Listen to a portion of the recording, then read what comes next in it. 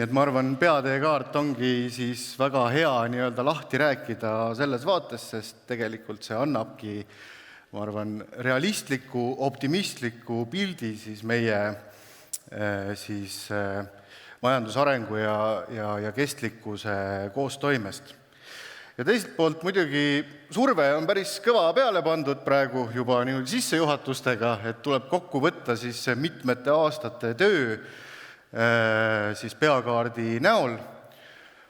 Aga teiselt poolt jällegi vaatan saali, näen päris palju tuttavaid nägusid, et on ka küllaltki turvaline rääkida. Tuttavatega on ikka turvaline rääkida. Aga hakkame siit siis otsast minema, sest nagu Eeva ütles ka, siis peateekaart on ikkagi 100 lehekülge ja võtta see siis sellises piiratud ettekandes kokku on ka väljakutse ühelt poolt, aga teiselt poolt ma tõesti püüan siis kõige olulisemale keskenduda. Ja võib-olla kõige olulisem, millest siis pihta hakata, ongi siis peateekaardi visioon, mille me oleme siis sõnastanud nii-öelda teekaartide üleselt, neid kokku võttes ja püüdnud siis selle nii-öelda teeraja visiooni näol suuna paika panna, kuhu me siis Eestis jõuda tahaksime. Et te saate seda kõik lugeda, ma seda ette lugema ei hakka, aga ma ütleksin siia juurde selle, et selle visiooni baas, alus on see, et kestlikkus ja majandusareng saavad liikuda paralleelselt ja saavad teineteist võimendada. Et tegelikult me näeme sellises ühiskondlikus ja eriti tänapäeval poliitilises debatis väga palju kestlikkuse ja majandusarengu vastandamist. Ja ma arvan, see on nagu asjata, sest tegelikult on nende vahel väga suur ühisosa ja me peame just selle tuuma nendest nii-öelda välja võtma. Aga edasi, et kuna minu taust kõige rohkem elus, ma olen ju tegelikult töötanud õppejõuna ja teaduse üks baas, mis teeb teadusest teaduse, on meetod, siis ma võtan ikkagi natukene aega ja räägin natukene metoodikast, kuidas me siis teekaartidest peateekaardini jõudsime. Et ma ei lähe siia, ei jää väga pikalt kinni, aga kindlasti meil on eksperte teadlasi, kes tahavad teada, kuidas me siis seda kõike tegime. Ja meie tuum lähenemine või üks nendest oli see, et me tegelikult tegeleme nurjatud probleemidega. Nurjatud probleemid on hästi lahti mõtestatud poliitika kujundamises, et mis neid iseloomustab. Ja ma tooks välja 3 kõige olulisemat komponenti. Esiteks, seda tüüpi probleemides on väärtuskonfliktid. Sest erinevad kas maailmavaatest või ühiskondlikust hoiakust nendele probleemidele vaadates me võime neid erinevat moodi mõista. Kui me võime probleeme erinevalt mõista, siis me võime ka nendele erinevat sisu anda, et milles see probleem siis on ja mis seda probleemi põhjustab. Ehk siis me võime olla erineval arusaamal põhjustes. Ja kui me oleme erinevad lähenemised põhjustele, siis võivad olla ka erinevad lahendusteed. Ja see teebki need probleemid nurjatuks. Nad on mitmekesised ja nad on mingis mõttes nagu lahendamatud või nendega võib nagu järjepidevalt ja lõpmatuseni tegeleda nende leevendamise suunas või neid parendades. Kuidas seda keerukust hallata? Me valisime missioonipõhise lähenemise, et me sõnastasime 5 missiooni, mis tulenevad kõik valdkondlikust teekaardist. Mõnes mõttes need missioonid seavad ka prioriteete või fookuseid valdkondlikest teekaartide suhtes või nendest tulenevalt. Aga tõepoolest nad on ka meetod, kuidas siis nende nurjatuid probleeme hallata. Ja 3. väga oluline asi on siis see, et need missioonid või suundumused jäävad abstraktseks, kui me praktiliselt midagi ei tee nende elluviimiseks. Ja selleks me siis tõime peateekaardis välja 32 konkreetset meedet, tegevust, kuidas kellelegi meeldib öelda, mis siis aitavad neid missioone ellu viia. Need on need muumukesed või kui me sinna õunaseemne sisse vaatame nagu molekulid, mis te näete siis nendes alumistes missioone kirjeldavates kastides. Aga me tuleme nende kõigi juurde ühekaupa tagasi ka. Ja millised need missioonid see on, mis me välja valisime? 5 tükki, kõik tulenevad siis konkreetsest valdkondlikust teekaardist. Andres väga hästi võttis kokku valdkondlikud teekaardid ja näitas tegelikult, kui mitmekesiste teemadega need tegelikult tegelevad selle valdkonna sees. Missioonide puhul me tahtsime seada konkreetsemat fookust ja valisime siis teatud suunad, millele nii-öelda see siht enam panna. Ja liikumine 100% taastuvenergiale, rohkem inimelu igal ruutmeetril ehk siis tihedam maakasutus nii-öelda planeerimises, liikuvuse modaalpööre, biomajanduse tulevikumudel, mis on siis meie maakasutuse teekaardist tulenev missioon, ja ringmajanduse põhimõtete siis kasutusele võtmine, laialdane kasutusele võtmine tööstuses. Aga läheme igasse ühte nendest siis sisse. Liikumine 100% taastuvenergiale missiooni väljakutse siis on ju, ja ma arvan, see on kõigile tegelikult teada, et meie energiasüsteem sõltub suuresti fossiilkütustest, me põletame kaugküttes sooja tootmiseks väga palju puidumassi, meie hoonete energiatõhusus on madal, me kütame väga palju õhku. Ühelt poolt lihtne, teiselt poolt me oleme enam kui 20 aastat kogu aeg nendest asjadest rääkinud, aga ei ole edenenud tempos, mida me võib-olla oleksime tahtnud. Ja selle missiooni siht siis ongi see, et me saavutaksime 2040. aastaks olukorra, kus siis Eesti aastane netoelektri- ja soojusvajadust kaetakse taastuv energiaallikatest. Ja aastane ja neto ei ole siin juhuslikult. See tegelikult tähendab seda, et meil ei ole võimalik taastuvallikatest katta oma energia tarbimise vajadust igal ajahetkel, vaid mingil hetkel me toodame üle ja siis mingil hetkel on puudu, see tähendab, me peame kuidagi seda, haldama seda väljakutset. Ja siit tuleb siis energiamissiooni mängumuutja, ma nimetaks seda niimoodi. Ja see on mitmekesine energiasüsteem.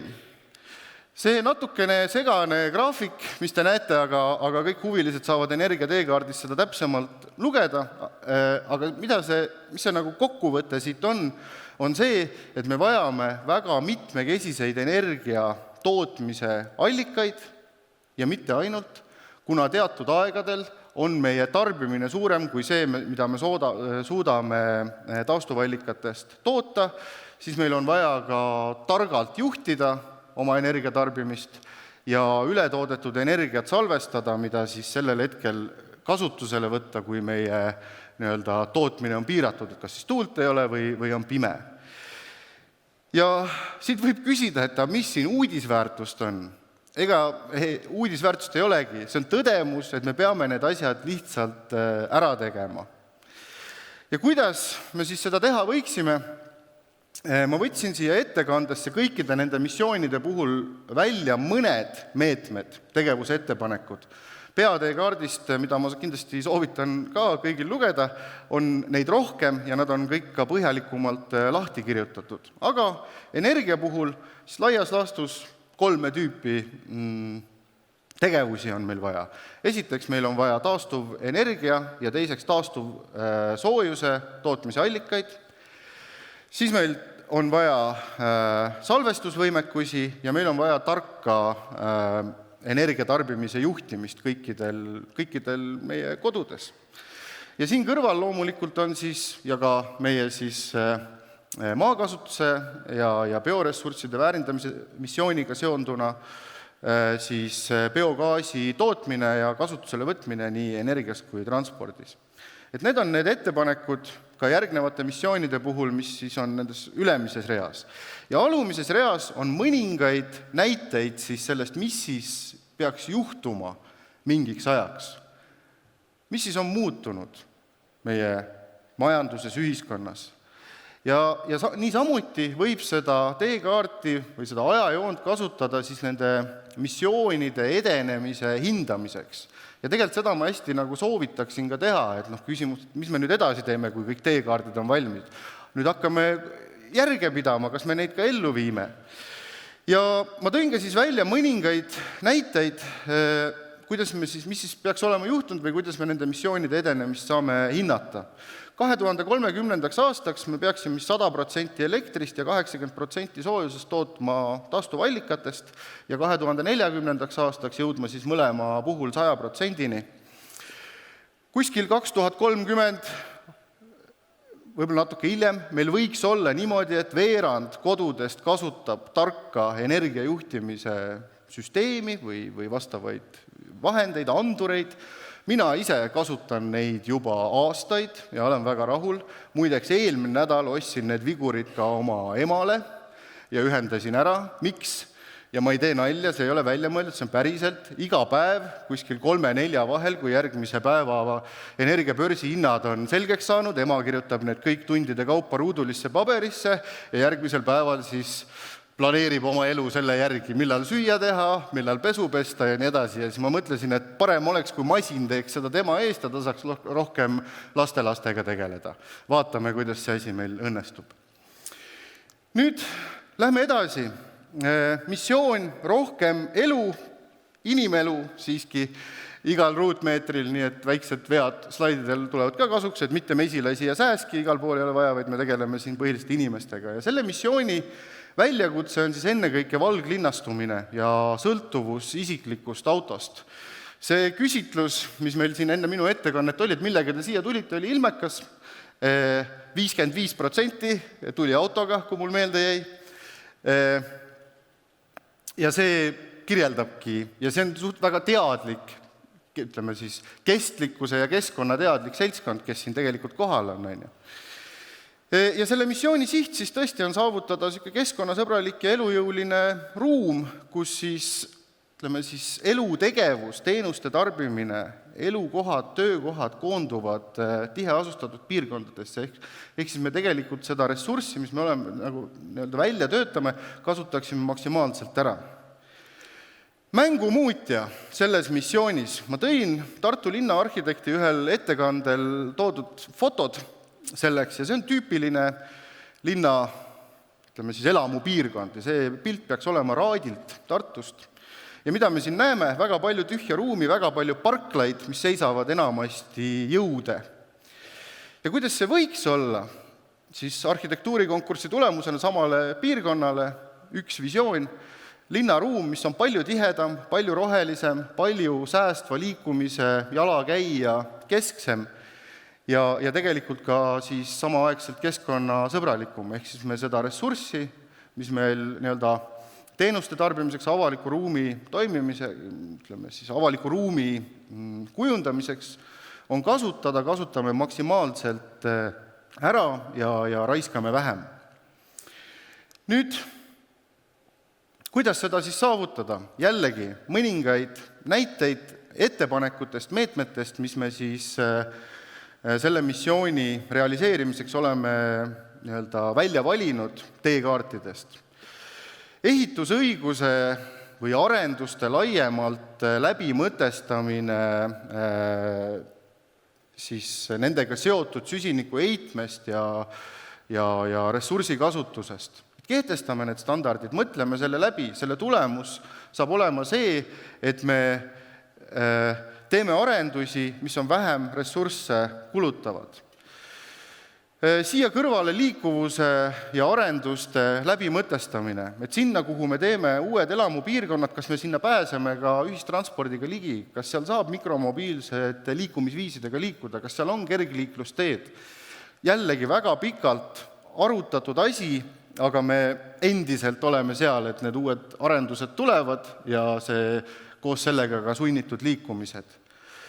2 ettepanekut, ühe panin slaidile, teine on veel kasvavatele ja kahanevatele piirkondadele. Slaidile panin, et kasvavad piirkonnad määravad siis oma kasvupiirid nagu ruumiliselt, territoriaalselt.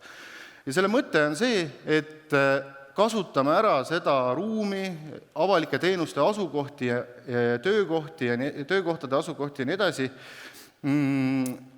maksimaalselt, et tihendada neid nii-öelda. Ja teiselt poolt ettepaneks kahanevatele kohalikele omavalitsustele võtta kasutusele siis meetmeid, et kahanemisega toime tulla. Siin on tehtud super juhiseid, raporteid, OECD poolt näiteks. Hakkame neid ellu viima, hakkame piloteerima ja proovima. Ja kolmandaks, mis on kindlasti väljakutse rahaliselt, aga ka tehniliselt jõukohasuse mõttes, on siis kodude, ma ütleks, energiatõhusaks renoveerimine. Ka see väljakutse on meil tõeliselt suur, aga me sellest kuidagi ei pääse. Ja mis siis peaks muutuma? 2035. aastaks, kui me oma avalikku ruumi planeerime tihedamana ja liikuvust läbimõtestatumana, meil peaks 60% linnaliiklusest toimuma säästvate liikumisviisidega. Täna me oleme sellest 15% liiga kaugel. Ühelt poolt vähe, muutust teiselt poolt raske saavutada võib-olla. Nende kas siis asula kasvupiiride või kahanevate omavalitsuste puhul siis kohanemise strateegiate kasutamise pilootprojektid peaksid olema käivitunud 2035+ aastateks, või tähendab meil mitte pilootprojektid käivitunud, need peaks olema juba 30-ndaks, aga seal peaks olema meil siis mingisugused kogemused sellest tulenevalt. Ja hoonefond järjepidevalt vastab siis üha enam energiatõhususe nõuetele ja 40. aastaks võiks sellest siis 80% olla selline. Nüüd liikuvuse modaalpööre missioon.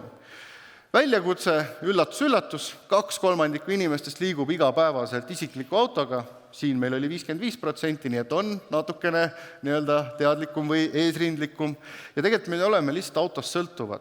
Kui me vaatame autosid inimese kohta, siis Eesti on Euroopa tipus ja see kui me vaatame siin see trendi, see autostumine on väga selgelt Eestis kasvanud kiiremini kui Euroopas keskmiselt. Ja mida me selle missiooni realiseerimisega siis sihiks võiksime seada, on see, et säästlikud liikumisviisid on mugavaim ja eelistatuim valik ja autost sõltumatus ei ole mitte piirang, vaid eelis. Mis on siin mängu muutja? Kiirem ja mugavam ühistransport. Võtsin siia slaidile välja tööle jõudmise aeg ja distants keskmine. 2024 aasta andmed. Keskmiselt Eestis jõutakse autoga tööle 21 minutiga ja see töökoht asub siis 15 kilomeetri kaugusel. Ja ühistranspordiga töökoht on 13 kilomeetri kaugusel ja sõiduaeg 34 minutit. Kui me seda vahet ei vähenda, siis me neid liikuvuse modaalsuse muutuse eesmärke ei saavuta. Ja jällegi ka siin ma võib-olla rõhutaks seda, et me ei pea tekitama seda konflikti, et me peame piirama kuidagi sõiduautode kasutust või liikumisvõimalusi, vaid meil on väga palju ära teha, et ühistransporti ennast kiiremaks ja mugavamaks teha. Ja kui vaadata, ma kusjuures vaatasin seda pilti, siis tööle jõudmise aeg ja distants alates 98. aastast on Statistikaameti andmed, siis tegelikult midagi ei ole muutunud. Distants on natuke pikenenud, aeg on jäänud samaks. Ja teine näide siin on siis ühistranspordi kasutamise mugavus. Tüüpilised linnapiirkonna bussipeatused Eestis täna, mida me näeme, nad on tihti kuskil nurga taga, halvasti ligipääsetavad, me ei näe seal integreeritust teiste liikumisviisidega. Ja siin mõned näited siis sükestest samalaadsetest bussipeatustest või ühistranspordipeatustest, mis on nagu meeldivamad. Kas nad on sükesed natuke futuristlikud siin vasakul pool või siis siin parema pool sükesed meeldivad elukeskkonnad või hästi integreeritud teiste kergliikumisviisidega. Ja siin all on viide uuringule, mis on tehtud siis Harjumaa Omavalitsuste Liidu tellimusel Eesti ja välisekspertide poolt ja kus on tegelikult ära kaardistatud, kus siis Tallinna linna piirkonnas võiksid need liikuvuskeskused olla, multimodaalsed liikuvuskeskused. Need on ära kaardistatud. On öeldud, millised teenused seal võiksid olla, olenevalt selle liikumiskeskuse nagu nõudlusest. Meie asi on ainult otsustada, kuhu me need rajame, need kohad paika panna ja planeeringut teha. Ja minu meelest siin on väga suur potentsiaal PPP projektideks. Kui me suudame need kohad kokku leppida, planeeringud ära teha, siis sinna tulevad ju kliendid kohale. Ettevõtjatel võib olla väga suur motivatsioon neid liikuvuskeskusi arendada, seal teenuseid, kaasuvaid teenuseid pakkuda. Tegevuse ettepanekutest siis mõningaid näiteid. Kiired bussiliinid, taktliinideks me nimetame, et sa ei pea mõtlema, kas buss läheb 13.27 või 13.32, vaid sa tead, et ta läheb iga pool või täis tund ja ta läheb sinna, kus mul on vaja, suuremasse keskusesse või kus ma saan siis teisele transpordiliigile ümber istuda. Seesama eelmistel piltidel olnud liikuvuskeskuste võrgu väljaarendamine, kus need peatused meil on, mis tüüpi nad on ja nii edasi. Linnaliikluses ühistranspordi prioriteet, nii fooridest varem minema saamisega kui eraldi sõidurajad, rööbastranspordi arendused Tallinnas suurte inimhulkade kiireks liigutamiseks, isegi kui see läheb ajutiselt poliitilisest prioriteedist välja, siis selle aktuaalsusvajadus pikemas vaates nii ehk naa ei vähene. Ja siia kõrvale, kui me räägime laiemalt transpordi süsiniku heitme vähendamisest, siis lisaks liikuvuse modaalsuse muutusele on vaja tingimata ka sõidukipargi elektrifitseerimist, nii et sellega me peame ka tegelema. Ja ma võib-olla tooks siit välja 2 näitajad, mis siis peaks olema muutunud. Täna kasutab siis igapäevases liikumises ühissõidukit 11% linnainimesi, 8% maapiirkondades elavad inimesi. Igapäevas. Tõeliselt vähe, eks ole. Aga see muutus, mis meil siis 2040. aastaks teekaardi kohaselt oleks vaja saavutada, on see, et linnas igapäevaselt vähemalt 25%, maal 18%. Et see on tegelikult 10% rohkem inimesi maal ja mis sealt tuleb 14% linnas. Et see tegelikult ei ole nii suur väljakutse, millega me hakkama ei saaks. Nüüd maakasutuse teekaardist tulenev missioon, biomajanduse tulevikumudel. Eestis on väga palju pinda, kus meil on võimalik toota biomassi. Aga selle kõrvalvood, jäägid, jäätmed lähevad tihti raisku, prügimäele, piltlikult öeldes, me ei suuda neid ära kasutada. Nii et me peame selle missiooni saavutamiseks jõudma siis sellele, et me lineaarselt majandusmudelit liiguksime palju rohkem siis ringsele ja bioressursse hästi väärindavale majandusmudelile. Mängumuutja. Siin ongi biomajanduse suurem lisandväärtus. Milline on lisandväärtus töötaja kohta siis bioressursside väärindamisel, näitab see graafik. Mitu eurot sektoris töötava töökoha kohta või töötaja kohta me suudame luua väärtust rahas. Ja Eestis on see tase praegu või paar aastat tagasi 37 000 eurot. Kui Euroopas keskmiselt on see 50-51 000 eurot ja Soomes Rootsis üle 80 000 euro. Läti õnneks jääb meist veel natukene maha, aga liigub väga suure kiirusega. See triibuline joonve näitab siis selle lisandväärtuse kasvu 2015 kuni 2023 ja mida me näeme, Eestis on kasv 48%, meie naabritel Euroopas keskmiselt 65% suurusjärgus. Ehk siis tegelikult iga päevaga me kaotame oma eelist või vähendame siis oma seda eelist. Soome-Rootsi kasv on madalam, aga ka nad on palju kõrgemalt tasemelt liikuma hakanud. Mida teha? Mõned näited. Kõigepealt selge lähenemine majandusmetsadele on meil siis meede peateekaardis. See tähendab seda, et lepime kokku esmalt need põhimõtted, kuidas me siis majandusmetsa ja ütleme siis looduskaitsele või looduskaitsealusele metsale läheneme.